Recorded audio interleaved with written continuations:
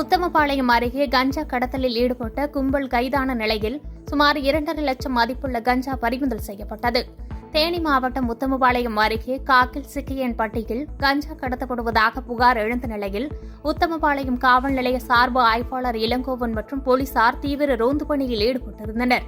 அப்போது சந்தேகத்திற்கிடமாக நின்றிருந்த கும்பலை சுற்றி வளைத்து சோதனை செய்தபோது அவர்களிடமிருந்து தமிழக அரசால் தடை செய்யப்பட்ட 21 கிலோ 600 கிராம் கஞ்சாவை பறிமுதல் செய்தனர்.